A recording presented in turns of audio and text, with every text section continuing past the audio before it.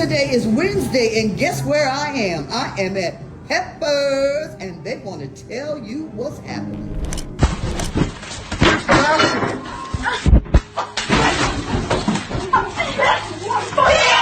Let it be a lesson to all of us. Let it be a lesson to all of us.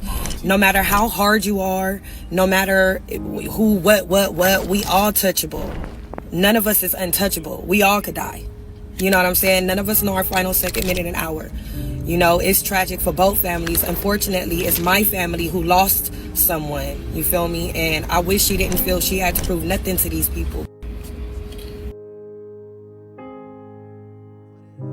She was only 30 years old, a young woman running her own business, proud of her Belizean roots. Everybody in the neighborhood knew Pepper's Jamaican and Belizean cuisine. That was her spot. That was her dream. But one summer night, she walked into a fight she never walked out of. Now here's the part that threw everybody off. When the first reports came out, they said it was a shooting. But her family later told the truth. Joeline had been stabbed multiple times. So what really happened that night on 87th Street in Western? Was it just some random street violence? Or was this something else? Something that started long before that night? Because the more you hear this story, the more you realize this wasn't random. This was personal. And the question everybody keeps asking is, why would a woman with so much going for her put herself in such a deadly position? And more than that, what lesson is in this for the rest of us? Welcome to Femme True Crime, where we tell the raw, untold stories behind the headlines. If you're drawn to truth, justice, and powerful storytelling, join the family. Subscribe now. Joeline Tessa Turton wasn't just a name in a headline. She was 30 years old, a Belizean entrepreneur chasing and living the immigrant dream in South LA. She built Pepper's Jamaican and Belizean cuisine from the ground up. Walk through the doors and you'd feel her presence immediately. Joeline was the heartbeat of that place, plating food, checking the books, and cracking a joke with a customer all in the same breath. Hustle ran through her veins. Her people say she was ambitious, community-driven, and fiercely protective of those she loved. And when I say fiercely, I mean it. Joeline didn't play about her people. She was more than a businesswoman. She was a mother, a friend, a mentor. The kind of woman who put others on, helping folks get their start, teaching them how to flip their own talents into businesses, celebrating every win right alongside them. And she had that global spirit too. Business trips to China to stock her beauty shop, vacations to Morocco, Dubai, Costa Rica, the Virgin Islands, the Dominican Republic. She'd post highlight reels, smiling, thriving, showing the world that she was living. But through all of that, she stayed grounded, working side by side with her mom at the restaurant. Always giving, always showing up. Now pause and imagine that. Imagine building your dream with your own two hands, only to have it ripped away in a matter of seconds. All because of relationship drama that spun violently out of control. This is why stories like Joeline's matter, because any one of us, or someone we love, could be in her shoes. And I don't share these cases just to talk about tragedy. I tell them, so maybe, just maybe, someone watching will learn before it's too late. So let me ask you this. Do you want to wait until it's your sister, your cousin, or your best friend who makes the headlines? If not, hit that subscribe button right now. And if you don't feel the need, be real with me. Drop your reason in the comments. Because pretending these stories don't exist has never kept anybody safe. We know Joeline was respected, loved, a leader in her community. So how did she end up standing in the middle of a deadly confrontation on what should have been just another Thursday night? Now here's where the story shifts.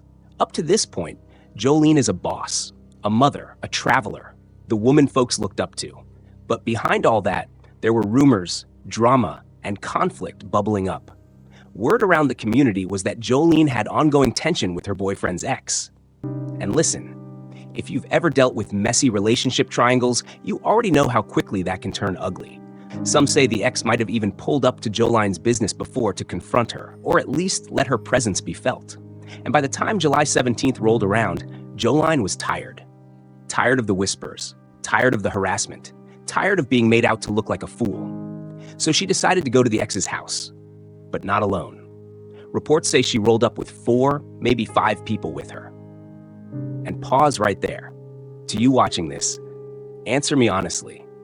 If you're going to somebody's house late at night with backup, what outcome do you think you're going to get? Because somebody's either leaving hurt in handcuffs or somebody ain't leaving at all. Was Joeline trying to warn her? Was she trying to defend her relationship? Or was she there to clear her name? We don't know for sure. But the fact that she even stepped into that situation is unfortunate. So here we are. Joeline, the ex, the tension, all colliding, and the night was only just beginning. Now, we only know pieces of what happened inside those walls, but what everybody agrees on is this: the tension that had been bubbling finally exploded. Words were thrown, voices rose, and then somebody snapped. In the chaos, Joeline was stabbed. Multiple times, multiple sharp force wounds. By the time deputies got the call, it was already too late. They found her unresponsive. Life-saving measures didn't work, and she was pronounced dead at the scene. And here's where it gets murky. First reports of the incident said it was a shooting, but Joeline's family later confirmed that she was stabbed. Now ask yourself, how do you confuse bullets with blades? Was it misinformation, or was somebody trying to spin the story? And then the biggest question of all, who wielded the knife? Some say it was the ex. Others claim there were multiple people involved. As of now, no charges have been confirmed. And let me put it plain, LASD confirms the time, the place, and the stabbing. That part is fact. But the rest, the whispers, the talk on social media, the neighborhood, I heard she said this, she did that, that's unverified. I'm telling you that so you can separate what's been proven from what's still just talk. But step back for a second. Look at the setup. Pulling up late at night, face to face, on someone else's turf, with backup. Pride and ego are already boiling. Weapons within reach. Tell me, what chance did that ever have of ending peacefully? And I'm saying this with love. If you've ever thought about pulling up on somebody just to talk, please hit subscribe right now, because this channel is here to remind you that that talk can be your last. If you hear this story and still think you do the same thing, I need you in the comments explaining why. Because that mindset is how names turn into hashtags. However it started, however it spun out, the aftermath moved fast, and it left a community reeling. This wasn't a quiet corner of LA anymore. It was a homicide scene. Yellow tape stretched across a residential block in Westmont. Neighbors whispering, family members demanding answers. The coroner's report made it undeniable. Joeline hadn't been shot. She hadn't been struck by random crossfire. She was stabbed again and again, each wound landing in vital places. This wasn't a slip of the blade or a desperate act of self-defense. It was deliberate. It was personal, driven by something dark. That detail alone shifted everything. How detectives framed the case, how the public reacted, and how the story spread online. Deputies canvassed the block, pulling what they could from shaken witnesses. And almost immediately, social media lit up with its own investigation. Some blamed jealousy. Others pointed the finger at the boyfriend. And plenty of people turned it into a warning. They said things like, "You can replace a partner, but you can't replace a life." Then finally, a flicker of progress. One woman was taken into custody, but just as quickly, prosecutors told deputies to let her go. There was not enough evidence to charge her, at least not yet. And that silence left the community restless. Because if not her, then who? Meanwhile, the grief rippled out. Pepper's Cuisine, Joline's restaurant, her dream, became a memorial site. Candles lined the storefront, flowers stacked against the door. Cards were left instead of donations because her family didn't want charity. They wanted accountability.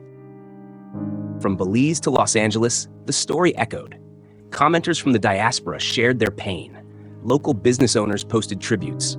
Her sister went public, urging whoever was responsible to step forward. And through it all, one truth grew louder.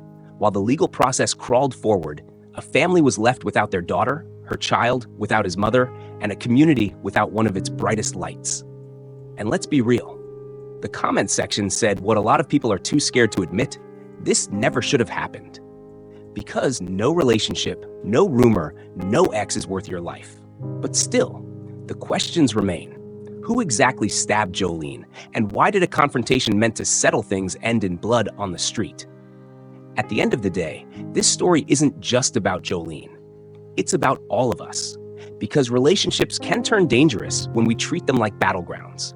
When pride, jealousy, and ego step into the driver's seat, somebody is going to crash. Joeline built businesses. She traveled the world. She poured into her community. And yet, one choice took it all away. So here's the caution. If you ever feel that pull to prove a point, to set the record straight, to show up at someone's door just to let them know you're not the one to play with, stop and ask yourself, is this really worth my life? Because pride won't protect you. Jealousy won't shield you. And when a fight spins out of control, you can't take those seconds back. And I'm not just talking to women, men too. We all have to learn how to walk away from battles that were never meant for us to fight. So let's make it practical. Here's what you should do.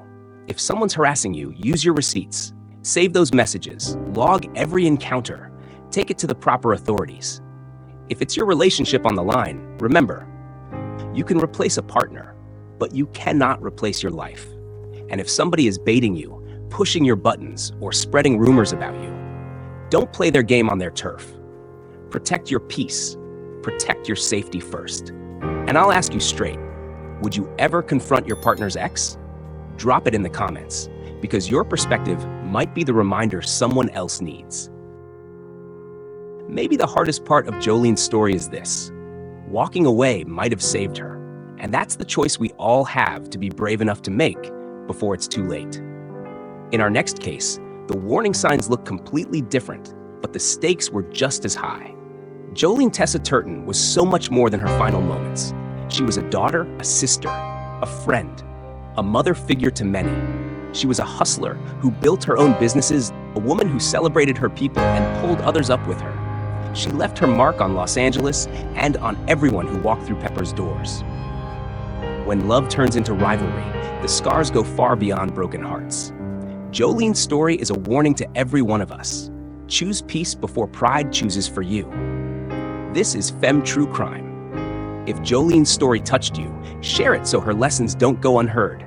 Make sure you're subscribed for more cases, and above all, protect your peace. See you next time.